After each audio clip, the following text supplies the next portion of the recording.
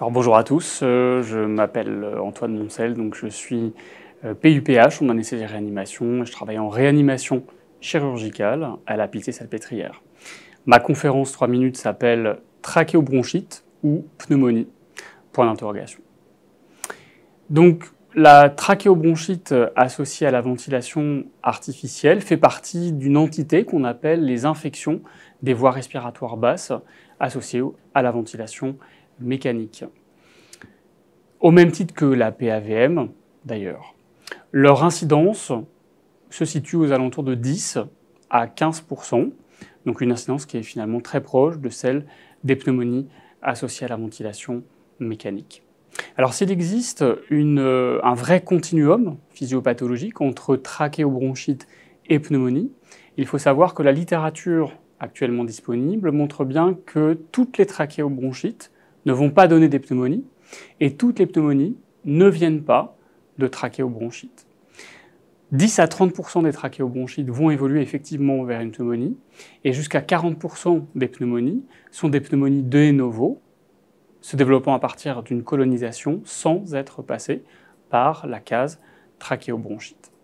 Alors même si elles n'évoluent pas toutes vers une pneumonie associée à la ventilation mécanique, la littérature aujourd'hui disponible montre bien que lorsque vos patients développent une trachéobronchite associée à la ventilation mécanique, ils ont un devenir qui est altéré, avec une augmentation des soins infirmiers, une augmentation de la durée de séjour en réanimation, à l'hôpital, de la durée de ventilation mécanique, avec des sevrages ventilatoires plus prolongés.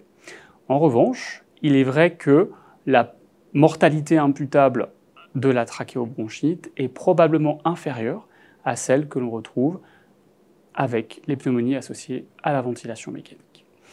On vient de le voir, la trachéobronchite associée à la ventilation mécanique altère le pronostic de nos patients en réanimation et notamment augmente le risque de développer une pneumonie associée à la ventilation mécanique qui elle aussi altère le devenir et augmente la mortalité. Il est donc logique de pouvoir mettre en place les modalités préventives qui ont déjà été démontrées comme efficaces sur la prévention des PAVM afin de réduire l'incidence des trachéobronchites associées à la ventilation mécanique.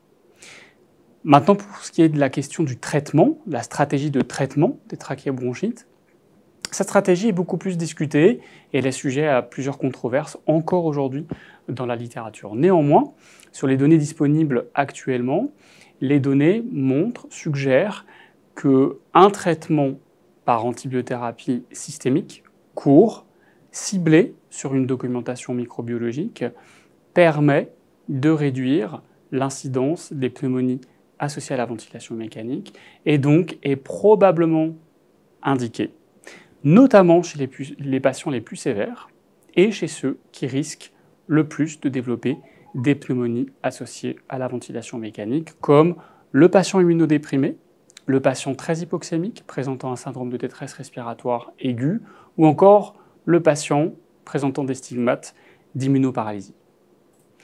Merci de votre attention.